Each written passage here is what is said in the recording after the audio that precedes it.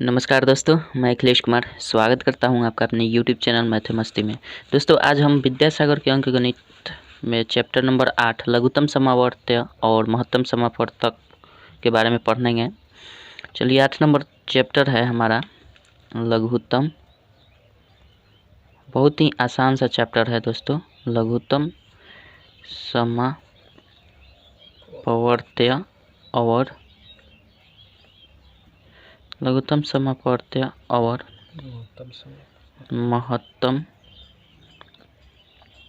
महत्तम समावर्त्य समावर्तक, जिसे हम शॉर्ट में कहते हैं, इसको कहते हैं LCM। इसको LCM बोलते हैं और इसको बोलते हैं HCF।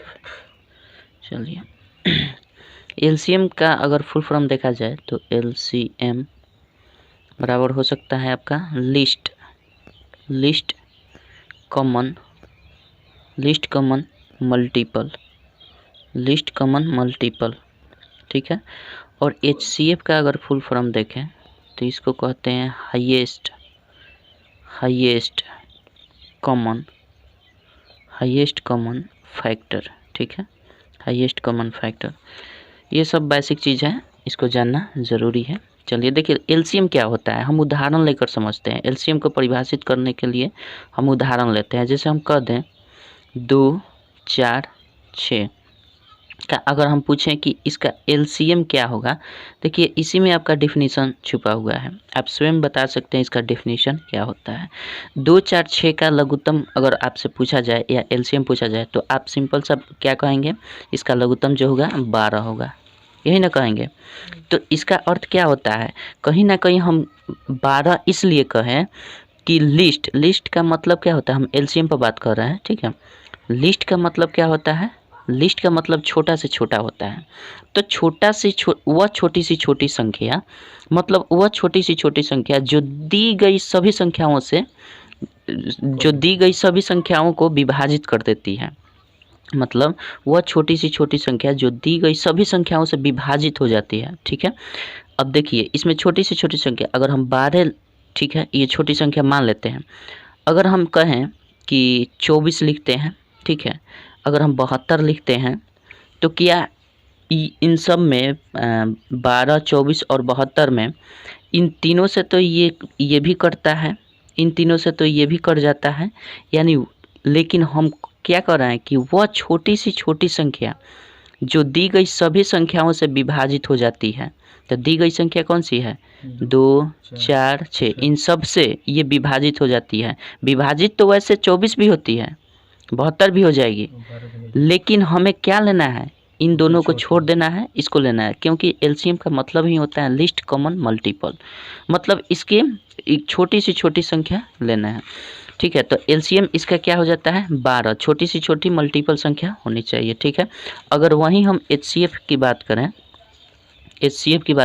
तो अगर हम इसको डिफिनीशन LCM की दें तो क्या कह सकते हैं कि वह छोटी सी छोटी संख्या जो दी गई सभी संख्याओं से विभाजित हो जाती है। तो 12 ऐसी छोटी सी छोटी संख्या है जो इन तीनों से विभाजित हो जाएगी, ठीक है। अगर इससे छोटी कोई संख्या देखी जाए तो ये नेवर भी पॉसिबल, ये इससे छोटी कोई भी संख्या नहीं है जो इन तीनों से विभाजित हो जाए। तो इसलिए सबसे छोटी जो संख्या होगी जो तीनों से विभाजित होगी वो 12 ही होगी, ठीक है। HCF की बात करें तो HCF का मतलब होता है हाईएस्ट कॉमन फैक्टर। तो देखिए अगर हम कहें आपको कि 4 और 12 में 4 और 12 का HCF क्या होगा, 4 और 12 का HCF क्या होगा, तो हम सिंपल सा क्या करते हैं, 4 और 12 का HCF हम डायरेक्ट कर सकते हैं, 4 होगा, ठीक है। तो इसको हम क्या कहते हैं कि वह बड़ी सी बड़ी संख्या जो दी हुई सभी संख्या जो दी गई सभी संख्याओं को विभाजित कर देती है, वह बड़ी सी बड़ी संख्या जो दी गई सभी संख्याओं को विभाजित कर देती है। तो मान लीजिए कि इसमें बड़ी सी बड़ी संख्या 4 और 12 में बड़ी सी संख्या कौन सी है, 12 है, ठीक है। लेकिन 12 इसमें देखने में लग रहा है, लेकिन हमें वैसे करना है कि 4 भी विभाजित हो जाए और 12 भी विभाजित हो जाए। तो दोनों में वह कौन सी बड़ी सी संख्या है जो इन दोनों को विभाजित कर दे, तो 12 होगा, 12 नहीं होगा, क्योंकि 12 अगर हम ले लें बड़ी संख्या तो 4 विभाजित नहीं होगा। अगर हम 4 ले लें तो 4 भी विभाजित हो जाएगा, और 4 ले लें तो 12 भी विभाजित हो गया। तो इस तरह से हमारा क्या हो जाएगा, वह बड़ी सी बड़ी संख्या जो दी गई सभी संख्याओं को विभाजित कर दे, दी गई सभी संख्याओं को विभाजित कर दे बड़ी सी बड़ी संख्या। तो इन दोनों में बड़ी सी बड़ी संख्या कौन सी है, 4 है, और 4 जो है इन दी गई दोनों संख्याओं को विभाजित कर देती है। लेकिन अगर हम 12 ले लें तो 4 को विभाजित नहीं करेगी। अच्छा चलिए, इसको हम न मानते हुए हम अगर बात करें, एक और उदाहरण हम ले लेते हैं HCF पर। अगर हम कहें, चलिए बताइए 2, 4, 12 और 16, इसमें बताना है आपको कि इसका अगर HCF हम पूछें, HCF हाईएस्ट कॉमन फैक्टर, तो इसका HCF क्या हो जाएगा। हम अभी कह रहे हैं कि वह बड़ी सी बड़ी संख्या जो दी गई सभी संख्याओं को विभाजित कर दे, वह बड़ी सी बड़ी संख्या जो दी गई सभी संख्याओं को विभाजित कर दे। तो इसमें देखिए ना, कौन सी ऐसी संख्या इसमें है जो दी गई सभी संख्याओं को विभाजित कर देगी, 2 ही है केवल। अगर 4 ले लें बड़ी सी बड़ी संख्या तो 2 विभाजित नहीं कर पाएगी, 16 ले लें तो भी इन सब को नहीं विभाजित कर। इसमें 2 ही ऐसी फैक्टर है इन सब में जो इसको विभाजित कर देती है, ठीक है। तो ये सिंपल है। अगर हम कह दें ये तो इसमें कंफर्म होगा कि आप 2 होगा, ठीक है। अगर हम कह दें कि इसमें बताइए कि इसका HCF क्या होगा। इसमें ऐसी संख्या बड़ी सी बड़ी संख्या ढूंढनी है, बड़ी सी बड़ी संख्या इन दोनों के लिए इसका ऐसा गुणनखंड ढूंढना है जो दी गई दोनों संख्याओं को विभाजित कर दे। कोई दिख रहा है आपको? 5 से कटाएंगे तो पड़ जाएगा। अच्छा नहीं, तो इसका HCF क्या होगा ये बताइए ना हमको।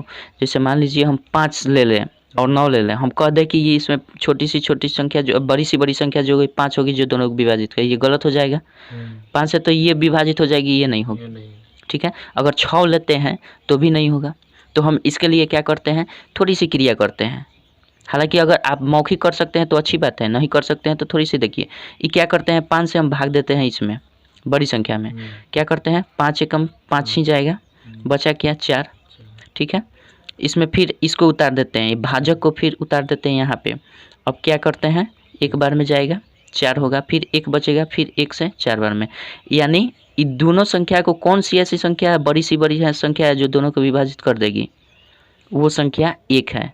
केवल और केवल एक ही ऐसी संख्या है जो 5 और 9 को विभाजित कर पाएगी, बड़ी सी बड़ी संख्या। अब इससे बड़ी संख्या अगर 2 लेते हैं तो 2 से दोनों विभाजित नहीं होगी, सबसे छोटी ना हो जाएगी, नहीं। सबसे बड़ी HCF में हमेशा बड़ी सी बड़ी संख्या कहती है। HCF जब भी याद रखिएगा, HCF जब भी आपको निकालने के लिए बोला जाए तो उसमें बड़ी सी बड़ी संख्या की चर्चा होती है, ठीक है। एक ये मतलब एक कंसेप्ट है, ठीक है। ये याद रखिएगा, जब भी किसी क्वेश्चन में पूछे वह छोटी से छोटी संख्या ज्ञात करें, चाहे वह न्यूनतम संख्या ज्ञात करें, तो हमें सिर्फ ध्यान देना है LCM पर। जब भी बड़ी सी बड़ी संख्या आ जाए तो हमें किस पर ध्यान देना है, HCF पर जी। क्योंकि इसका देखिए हाईएस्ट का मतलब क्या, बड़ी सी बड़ी संख्या, तो बड़ी सी बड़ी संख्या हाईएस्ट हो गया। तो इसमें बड़ी सी बड़ी संख्या कौन हो सकती है, केवल एक ही हो सकती है जो 5 और 9 को विभाजित कर देगी। एक से बड़ी संख्या जोड़ लेंगे तो कोई भी ऐसी बड़ी संख्या नहीं आएगी जो 5 9 को विभाजित कर दे, केवल एक ही है जो 5 और 9 को एक साथ विभाजित कर देती है, ठीक है। तो HCF का मतलब समझ गए। चलिए LCM का मतलब ही समझ गए कि LCM का मतलब ही होता है लिस्ट मतलब समझिए छोटा से छोटा, इच मतलब हाईएस्ट मतलब बड़ा से बड़ा संख्या, ठीक है। तो लिस्ट और हाईएस्ट मतलब समझिए कि जब भी बड़ी से बड़ी संख्या कोई निकालने के लिए बोला जाए तो आपको सिंपल सा दिमाग लगाना है, कॉन्सेप्ट लगाना है कि आपको क्या निकालना है, HCF। अगर बड़ी से बड़ी का है, छोटी से छोटी का है तो क्या निकालना है, LCM। कन्फर्म है, ये कॉन्सेप्ट आप ध्यान में रखिएगा। अब तो समझ गए कि LCM क्या है, कि LCM वो छोटी सी छोटी संख्या होती है जो दी गई सभी संख्याओं से विभाजित हो जाती है, जो दी गई सभी संख्याओं से विभाजित हो जाती है। यहाँ क्या करती है, दी गई सभी संख्याओं को विभाजित कर देती है। बात समझ गए। तो HCF और LCM में यही अंतर है। चलिए आगे बढ़ते हैं, यही कंसेप्ट है, इसमें ज़्यादा कुछ नहीं है। हालांकि ये चीज़ आपको ध्यान में रखना है, कंसेप्ट जब भी आपसे पूछे बड़ी सी बड़ी संख्या ज्ञात करें तो आपको HCF ही निकालना है, छोटी सी छोटी संख्या कहे तो आपको LCM निकालना है। ये कंसेप्ट बहुत ही महत्वपूर्ण है। ये आप कन्फ्यूज़न कर देते हैं। देखिए कभी कभी आंकड़े जब ज़्यादा दे, हाँ ये भी एक बात होती है कि जब भी कोई घटना,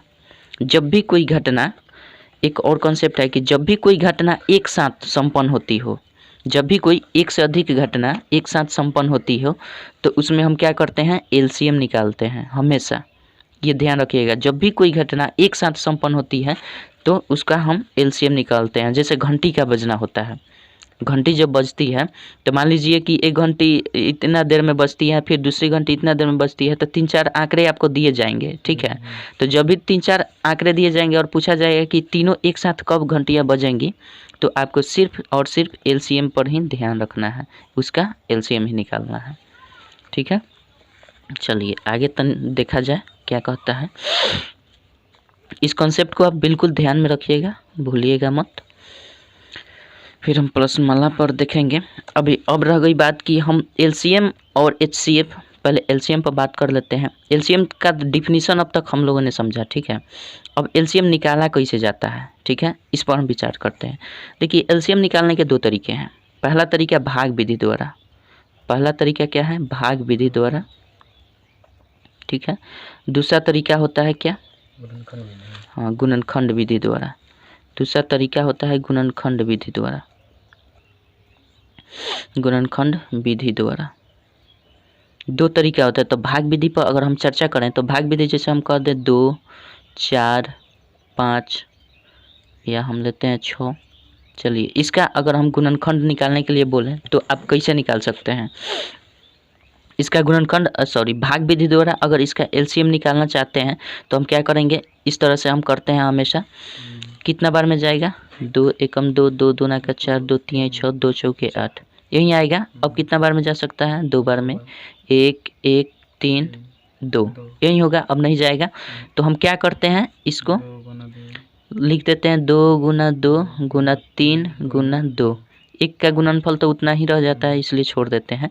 तो 2 दूना 4 तिहाई 12 दूना 24, यानी 24 इसका क्या हो जाता है हमारा, 24 एलसीएम हो जाता है 2, 4, 6, 8 का। ये तो खैर भाग विधि द्वारा है, ठीक है। जल्दीबाजी में अगर आपको निकालना हो इसका एलसीएम तो हम क्या करते हैं, इन सारे संख्याओं में देख लेते हैं कि कौन सबसे बड़ी संख्या है। देखिए कौन सी सबसे बड़ी संख्या है, 8 है। 8 का हम क्या करते हैं, सिंपल सा 8 का हम सिंपल सा क्या कर देते हैं, 8 का सिंपल सा हम, चलिए 8 का सिंपल सा हम क्या कर देते हैं, भाग दे देते हैं, गुना कर देते हैं, मल्टीपल। तो 8 एकम 8 अगर करेंगे तो देखेंगे कि 8 6 से तो विभाजित होगा नहीं, छोड़िए 8 एकम में 8 हटा दीजिए। 8 दोना करते हैं 16, 16 से देख लीजिए 6 से विभाजित 16 होता है, नहीं होता है, इसको भी छोड़ दीजिए। 8 तिया 24, अब देख लेंगे 24 को अनुमान लगा लेंगे कि 2 से विभाजित हो ही जाएगा, 4 से हो ही जाएगा, 6 से हो जाएगा, 8 से हो जाएगा। तो इसका मतलब एलसीएम जो आएगा 24 आएगा। बड़ी संख्या का मल्टीपल कर लीजिए जो सभी से विभाजित हो जाए, तो भी आपका एलसीएम निकल जाता है, या फिर इस तरह से आप निकालेंगे तो भी आपका एलसीएम निकल जाएगा, कोई दिक्कत नहीं है। अब रह गई बात, इसी एलसीएम को अगर हम गुणनखंड विधि द्वारा करें तो देखिए 2 का हम लिख सकते हैं क्या, 2 गुना 1, 2 बराबर 2 गुना 1 लिख सकते हैं, या 1 गुना 2 लिख सकते हैं। चलिए उसके बाद 4 का क्या लिख सकते हैं हम, 2 गुना 2 लिख सकते हैं। उसके बाद क्या है, 6 का क्या लिख सकते हैं, 2 गुना 3। अच्छा 6 के बाद 8 है, 8 को क्या लिख सकते हैं, 2 गुना 2 गुना 2, यही ना कर सकते हैं। सब में देखिए क्या कॉमन है, सब में ये 2 वाला कॉमन है ना, सब में 2 कॉमन है, तो 1 निकाल लीजिए बाहर, 2 गुना, अब बाकी सब जो कॉमन नहीं है, जो कॉमन नहीं है उसको गुना कर दीजिए, 2 गुना 2 कर सकते हैं, 2 गुना ये इन सब के बदले में 1 2, इस 2 को उतार देंगे, फिर इस 3 को, फिर इस 2 को, ठीक है। 2 दूना का 4 तिहाई 12 और दूना 24, ठीक है। तो इस तरह से इसका एलसीएम जो हो जाता है 24 आ जाता है। हालांकि सबसे आसान होता है हमारा भाग विधि, ठीक है, ताकि हम इसको बड़े से बड़ी संख्या का भी हम निकाल पाते हैं एलसीएम। ये तो समझ गए, यानी भाग विधि द्वारा एलसीएम निकल गया और गुणनखंड विधि द्वारा एलसीएम निकल गया, इसमें कोई दिक्कत नहीं है। चलिए आगे समझते हैं हम। एलसीएम के बाद एचसीएफ समझते हैं, एचसीएफ कैसे निकाला जाता है। एचसीएफ देख लेते हैं। हालांकि ये सब बेसिक चीज़ें हैं, आप जानते भी होंगे। चलिए क्या कहता है HCF। देखिए HCF कैसे निकाला जाता है। HCF में क्या होता है, HCF भी इसी तरह से निकलता है, एक भाग विधि द्वारा और एक भाग विधि द्वारा और एक गुणनखंड विधि द्वारा, गुणनखंड विधि द्वारा। तो भाग विधि द्वारा सबसे आसान होता है, गुणनखंड विधि द्वारा। देखिए भाग विधि क्या कहता है, जैसे मान लीजिए हम कहें आपसे 5 और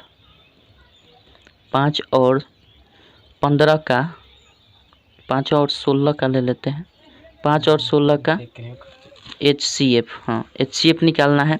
तो हम क्या करते हैं, सिंपल सा हम क्या करते हैं, 5 से भाग देते हैं किसमें, 16 में। कितना बार में आएगा, 5 तिया 15। अब जो यहाँ शेषफल बचता है ना, इसी शेषफल से हम इस भाजक को यहाँ भाज्य बना देते हैं। अब इसको हम गुना कर देते हैं, कितना बार में जाएगा, 5 बार में चला जाएगा, ये खत्म हो जाएगा। ठीक है, इसमें कोई दिक्कत नहीं है। तो ये भाग विधि द्वारा होता है। गुणनखंड विधि द्वारा देखते हैं कैसे होता है। गुणनखंड विधि द्वारा हम क्या कर सकते हैं, उसी तरह से अब आज गुणनखंड करेंगे। अगर हम करें 5 और 16 था ना, 5 और 16 का इसमें दिया है ना, 5 और 16 का अभाज्य गुणनखंड विधि द्वारा करिए तो 5 का हमारा गुणनफल कितना हो जाएगा, 1 गुना 5 कर सकते हैं। 16 का क्या हो जाएगा हमारा, 1 गुना 2 गुना 2 दूना का 4 दूना का 8 दूना का 16, यही ना होगा। इसमें देखिए कोई कॉमन है, कोई कॉमन नहीं है, कोई कॉमन नहीं है ना। तो इसमें जो कॉमन है वही इसका उत्तर हो जाता है, जो कॉमन होता है वही उत्तर, बाकी जो अनकॉमन होता है वो नहीं होता है। तो इसमें कॉमन क्या है, दोनों में 1 मिल रहा है तो 1 हो जाएगा, इसमें कोनो दिक्कत नहीं है। ठीक है, ये कंसेप्ट तो समझ गए आप। चलिए आगे बढ़ा जाए। हमारा एलसीएम में क्या होता था, जो कॉमन होता था उसको 1 ले लेते थे, जो अनकॉमन होता है उसे गुना कर देते हैं। ठीक है, चलिए अब इसके बाद हमारा क्या आता है, इसके बाद हमारा क्या आता है, जैसे हमको लघुत्तम सिंपल संख्याओं का तो निकाल लिए, पूर्णांक संख्या का निकाल लिए। अगर भिन्न में कोई लघुत्तम दे देता है, भिन्न में जैसे कह दिया कि बताइए 5/6, 7/8 और 5/2 का एलसीएम निकालें, एलसीएम निकालना है। ठीक है, तो हम क्या करते हैं, 5/6, 7/8, 5/2 क्या हम क्या करते हैं, एलसीएम निकालने के लिए अगर बोला जाए तो हम सबसे कर रहे, अगर एलसीएम निकालने के लिए बोला जाए तो ऊपर वाले का एलसीएम निकाल देते हैं, नीचे वाले का एचसीएफ निकाल देते हैं। ठीक है, यानी हम क्या करेंगे, 5, 7, 5 क्या निकालने के लिए बोल रहा है, एलसीएम। तो ऊपर वाले का यानी अंश का हम क्या करते हैं, एलसीएम ले लेते हैं। ठीक है, और नीचे वाले का हम क्या करते हैं, एचसीएफ ले लेते हैं। 6, 8, 2 का एचसीएफ यही करते हैं। इसका एलसीएम हम लेंगे तो सिंपल सी बात है, 5 7 35 हो जाएगा, इसका होगा ना 35, निकाल लीजिए भाग विधि द्वारा। वो और जब भाग विधि द्वारा नहीं होता है तो दोनों संख्या को गुना कर देते हैं। तो 5 5 तो कॉमन है तो 1 5 ले लेंगे, और बाकी जो अनकॉमन है उसको गुना कर देंगे। अभी हम बताएं तो 35 हो जाएगा। और इसका देखिए कौन सी इसमें बड़ी संख्या है जो इन तीनों को विभाजित कर देगी, भाग विधि द्वारा करने की कोई ज़रूरत नहीं है अभी। अरे भैया जी, वो तो विभाजित हो जाएगी इन सब से, तो वो तो दूसरी बात हो गई ना। वो एलसीएम आप बता रहे हैं 24, इसका 24 एलसीएम नहीं एचसीएफ बोला। एक कैसे आएगा, 2 से नहीं कर सकता है 100। तो बड़ी से बड़ी संख्या क्या हो सकती है, 2 हो सकती है, 1 नहीं हो सकती, 1 तो छोटी हो जाएगी। 2 ही है बड़ी से बड़ी जो सबको काट देगी। 3 नहीं हो सकती, 4 नहीं हो सकती, 5 इसके ऊपर हो ही नहीं सकती। हाँ, विषम रहता तब 1 होता। समझ गए ना। तो इसमें क्या होगा, इसका एचसीएफ कितना हो जाएगा, 2 हो जाएगा। इसको कटाएंगे तो जितना हो जाए, इतना भी आंसर हो सकता है, इतना भी हो सकता है। ठीक है, पूर्णांक में भी हो सकता है। तो ये हो जाता है। लेकिन बाटा में रहेगा तो ऐसे नहीं कहेगा। हाँ, एलसीएम तो ऊपर वाला का एलसीएम, नीचे वाला का एचसीएफ। हाँ, उल्टा जिसका कहेगा ऊपर वाला का वही निकाल देंगे और उसके विपरीत नीचे वाला का निकाल देंगे। समझ में आ गया। जैसे इसी का हम कहें एचसीएफ, अब निकालिए, बताइए हमको एचसीएफ निकालिए इसी को। HCF निकालिएगा तो ऊपर हम क्या लिख सकते हैं, इसको हम चेंज कर देंगे। जब HCF पूछ रहा है तो ऊपर वाला का HCF निकालेंगे और नीचे वाला का क्या निकालेंगे, LCM। कन्फर्म है। अब देखिए ऊपर वाले का वही निकाल देना है। ऊपर वाले का कह रहा है कि HCF निकालना है टोटल का, मतलब इस भिन्न का HCF निकालना है, तो ऊपर वाले का हमें HCF निकाल देंगे और बाकी जो बचेगा नीचे वाला का LCM निकाल देंगे। हाँ कन्फर्म है।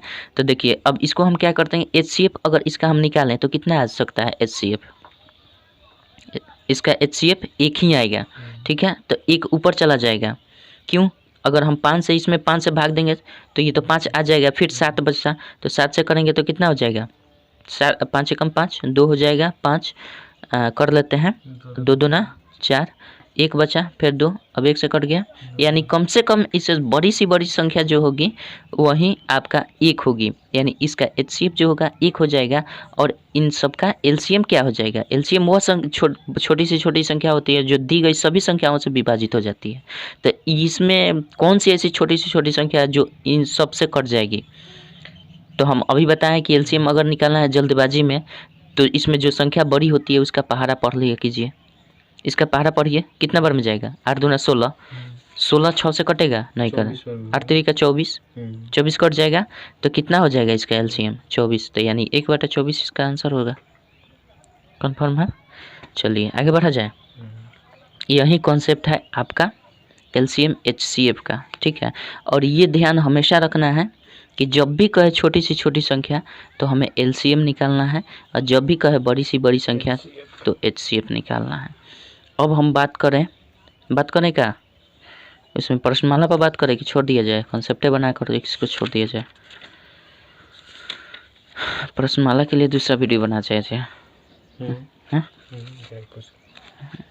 चलिए थोड़ा देख लेते हैं कि इसमें और अगर होगा तो देख लिया जाता है,